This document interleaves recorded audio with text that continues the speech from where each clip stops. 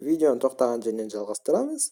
Енді біз мұндағы подписки must follow және must liking подписку лайкинг бөлімін және басқа да функцияларды қарастыратын боламыз. Ал бізде алғашы настройканы дұрыстап алайық. Ол үшін аккаунтымызға осында 3 нүкте бар. Соны басамыз, сосын настройки аккаунта бөлімін етеміз. Настройки задачи подписки лайкинге бөліміне өтеміз, бірақ бұл жерде емес екен. Общий настройка аккаунта бөлімін етеміз, сосын рекомендованный настройки дегенді басамыз. Кейде бұл окно шығады, кейде шықпай қалады. Біз сонда да осы настройканы істеп өтуіміз керек. Бұл жерден өзіміздің аккаунттың возрасын таңдаймыз. Сосын сохранить етеміз. Бұл жерде қате белгілеп жібердім. Қайтадан басайын.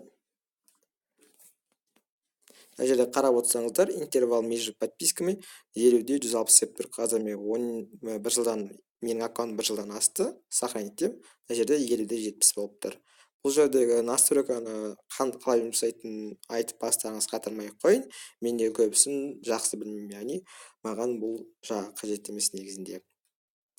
Бірақ настройка задачи подписки лайкинг бөліміне өтіп, мұнда поставь лайки деген бар. Осы жерге біз 3 дегенді қоямыз. Екі жағына да 3 дегенді қоямыз. 9 дегенге 3 қоямыз.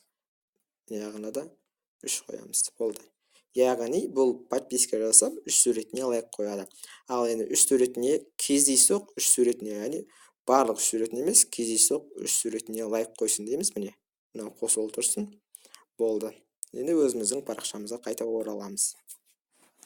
Так, на батырман басамыз. Выполнить подписку лайкинг. На аудиторию аккаунтта бұл бір парақшаның подписчигіне кезекпе-кезек жазылып шығу. Яғни, бір парақшаны алайық. Осы парақшаның, міне 2604, 14, осы подписчигі бөліміне кіреді, осылай бітеп қатарынан басып шығады. Бұл бізге тиімді емес, өйткені мына жерде әртүрлі парақша бар. Біреулер интернет-магазин немесе әртүрлі услуга көрсететін парақшалар. Сондықтан бізге бұл тура келмейді, яғни бұл мұздай аудитория дейді. Холодная аудитория орысшасы, қазір есіме түспей қалды. Бұны қолданбаймыз, яғни міне қарап отырсаңыздар, выполнить подписку лайкинг на аудитория аккаунта бұл бізге тиімді емес. Оны қолданбаймыз. Бұл хэштегі бұл да керек емес, бірақ ол былай жұмыс жасайды. Міне қарастырайық. Менің парақшамда бір хэштегті алып көрсетейін. Міне қарап отырсаңыздар, таргетинг деген хэштег.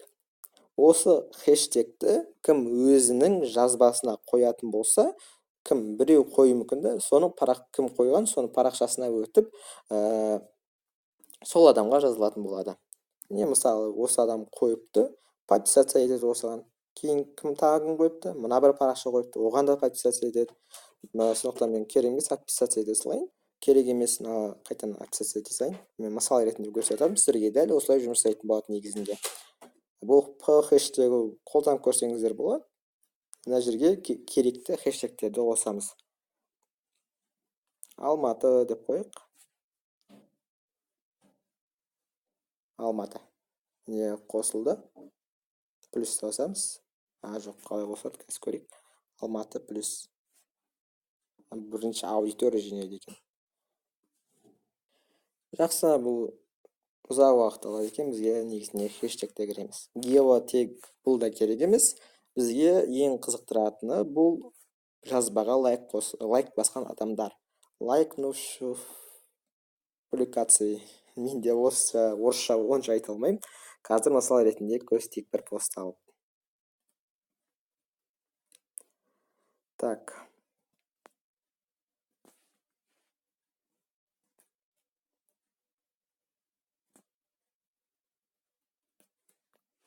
Өркені осы бір парақшасын алайық.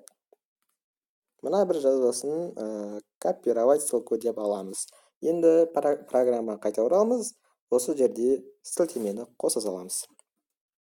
Задача қосылып жатыр. Мен көрсетейін, мына жерде 1548 басам. Бұл жерде қазір подписки 5 көп адамның ішінде подписки бөліміне жазылып қойыппын ғой. Бірақ мен бұны басқа бір программа арқылы жасағым керек, бұрын жасағам, яғни. Қазір көрейік мыналар подписаться етілмеген. Запуск задачи. Старт задание болды же, яғни задание қосылды. Міне бірінші подписка кетті. Меруерт Салим қызы.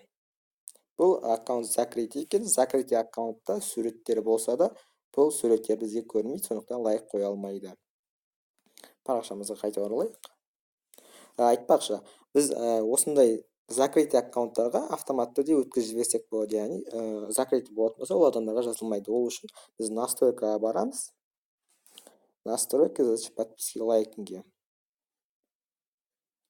Приватные пользователи. Мына жерде не подписываться на приватных пользователей деп қойсақ, біз ондай закрыть аккаунттарға жазылмаймыз. Бірақ мен оған тиіспеймін, өйткені кейбір адамдар болады, закрыть аккаунт болатын болса да, бізге парақшамызға кіріп жазылады. Көбінесе сондай жағдайлар болады. Кейбіреулер болады, өзінің аккаунтын закрыть істеп қояды, қалай істегенін білмейді, кейін шығара алмай жатады деген секілді ғой. Қатты қорқатын жағдай емес негізінде ол. Ал мынандай жағдайлар болады, тағы нет публикации. Біздің настройкада көрсетілген, егер публикациясы, яғни суреті салынбаған болса, ешқандай сурет, пост жазылмаған болса, біз адамды жазылмаймыз, яғни оған подписка жасамаймыз, өткізіп жібереміз. Міне тағы бір запрос өтті. Бұл парақшада закрыть аккаунт деген, қыздардан көбінесе закрыть аккаунт болады. Қазір бір мысал келтіре қойын дегенім, күте тұрайық, біреудің парақшасын жазылған, еще суреттері бар, соған лайк қойған бір парақшаны көрсетейік. Видеоны уақытша тоқтата тұрайын. Қуанышты жаңалық, міне уже табылды. Олжас Қуандық деген қолданушы. Соның 3 постына лайк қойыпты. Міне поставлен лайк, поставлено 3 лайков и подписка. Мен Олжас Қуандық деген атта басып, парақшасына сразу өтіп кетсем болады. Яғни көрейік, қай жазбаларына лайк басқан екен. Мынаның подписчигі 7685 подписчигі жақсы екен, еще маркетинг айналысады екен. Қазір қай суреттеріне лайк қойды екен көрейік. Бірақ мына жерде қарап отырсаңыздар, описание дұрыс жазылмаған. Кәні қай суретіне лайк қойған екен. 1, 2, кәне 3-ші лайк. Міне 3-ші лайк.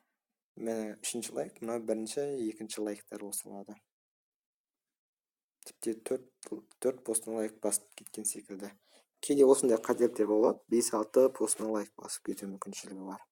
Жақсы, бұның қалай жұмыс жасайтынын көрдік.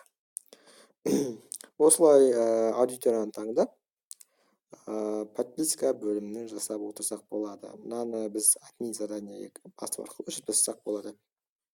Және мына жерде қарап отырсаңыздар, 19 лайкнушы публикация 19 плюс 0 деп тұр. Плюс 0 бұл, яғни біздің осы адамдарға жазылдық, бірақ ешқайсысы бізге ответ ретінде жазылмады деген сөз. 1 болатын болса, мына жерде бізге 1 монета алынады дегенде ғой. Осы жерде қанша адам жазылғанын көріп отырсақ болады. Мына заданиені пауза қойсақ болады, немесе отмент етіп тастасақ болады. Осылай, енді аккаунт плюс батырмасын басу арқылы қосылады, оны білесіздер. Видео сабақтар осымен аяқталды. Біз осында негізгі функцияларды қарастырып өттік. Мына жерде отписка дегенде бар, бұны айта өтейін, өте қызықты функция. Мен негізі отписканы басқа программа жасаймын, мына жерде, бірақ мына отписканы жасауға бір себеп бар. Қазір ол себепті айта өтейін. Мына 3 нүктені басамыз. Настройки аккаунта бөлеміз, өтеміз. Настройка задачи отписки. Отписываться только от тех, кого подписывать через PromoFlow. Яғни осы PromoFlow бағдарламасы арқылы жазылған адамдарымыздан ғана отписка жасау болып саналады. Так, болды. Осыны қосып қоямыз, яғни біз отписка қазір көрсетейін. Плюсті басам, на батырман басам, выполнить отписку дейін басам. Енді задача запускаться етіледі. Яғни осы программа арқылы кімге жазылдық, соның барлығынан отписка жасайтын болады. Еще біз лимит туралы айтатын болсам, есіне шығып кетейін деп жатыр. Әрбір аккаунттың негізінде лимит болады. Егер сіздің аккаунтыңыздың ашылғанына 3 айдан аса уақыт болатын болса, сіздің лимитіңіз 1000-нан асады. Яғни бір күн ішінде 1000 адамға дейін жазылуға мүмкіндік бар. Яғни бір күн ішінде 1000 адамға дейін отписка жасауға болады. Оны түсінікті болды деп ойлаймын. Яғни сіз бір күнде 1000 адамнан артық адамға жазыла алмайсыз. Егер сіздің аккаунтыңызға ашылғанына 1 апта болып, осындай 1 апта болатын болса, сіздер күніне 1000 адамға жазыла алмайсыздар. Одан кейін бұл жерде 1000 адам дегеніміз 1 сағаттың ішінде 1000 адамға жазылмайды. 1000 адам дегеніміз ол 24 сағатқа бөліп тастайды. Яғни 24 сағаттың ішінде 1000 адамға жазылу мүмкіншілігін бөліп тастайды. Яғни 1000 адам 24 сағатқа бөлетін болсақ, 1 сағатта 41 адамға, 42 адамға жазылу қажет екен. Яғни 1 сағатта 42 отписка жасайды, 1 сағатта 42 подписка жасау қажет екен. Программаны біз жаңа рекомендованный настройка дегенде жасадық қой. Ол жерде біз өзіміздің аккаунтымыз жасын көрсетеміз. Сонда ол жерде негізгі біздің парақшамыздың настройкасын өзі автоматты түрде қоятын болады. Егер біз қате көрсететін болсақ, біздің аккаунтымыз бан алып қалуы мүмкін. Кейде мынандай бандар болады. Ол кезде біз біреулердің жазбаларына лайк қоймаймыз. Лайк бассақ, автоматты мынандай өшіп кетеді. Ол түсінікті болды деп ойлаймын. Енді must follow және must like видео сабағы аяқталды. Видеоны соңында мен айта кетейін. Мынандай аккаунттар ойнатамын. Менде қарап отырсаңыздар 54.000 баланс бар. Менде қазіргі күнде 3 баланс бар аккаунт бар. Сол 3 баланс бар аккаунтты өзімнің подписчиктерім ішінде арасында ойнататын боламын. Қазіргі күнде осы өзімнің курсымда оқып жатқан бір адам бар. Оғанда да өзімнің аккаунтымды тегін беремін, осымен жұмыс жасау үшін. Бұл программа тегін, осылай күнделікті адамдарға жазылып отырсаңыздар болады. Мен бір күн емес 9 сағаттай жұмыс жасады программа. Сол уақыттың ішінде маған 15 адам жазылды. Менің парақшам осылай must following және must liking арқылы істеп отырмын. Лайк нужно публикация арқылы. Яғни бұл жерде аудиторияны дұрыс таңдай білу керек. Яғни сіздердің подписчиктеріңіз қандай парақшаларда отырады. Бәлкім сіз белгілі бір тауармен айналысатын шығарсыздар. Сол тауармен айналысатын адамдарды іздесеңіз болады. Немесе тортпен айналысатын болсаңыздар, торт парақшасын тауып аласыз өзіңіздің қалаңыздан. Соның парақшасының кіріп, осындай публикацияларын қарайсыз. Осы көшіріп аласыз да, жаңағыдай көрсетейін. Плюс на батырман басамыз, выполнить подписку лайкнг, лайкнуш публикацию. Жерге басып, осы адамдарға жазылатын боласыз. Яғни бұл сіздің өзіңіздің тортпен айналысатын болсаңыз, бұл торт сіздің аудиторияңыз болады. Осындай парақшаларды іздеп, жазбаларын тауып, соларға жазылып отырсаңыздар болады. Яғни бұл өзіңіздің аудиторияңыз болғандықтан, олар сіздің парақшаңызға жазылады деген сөз. Мынаны атымен кете салайын.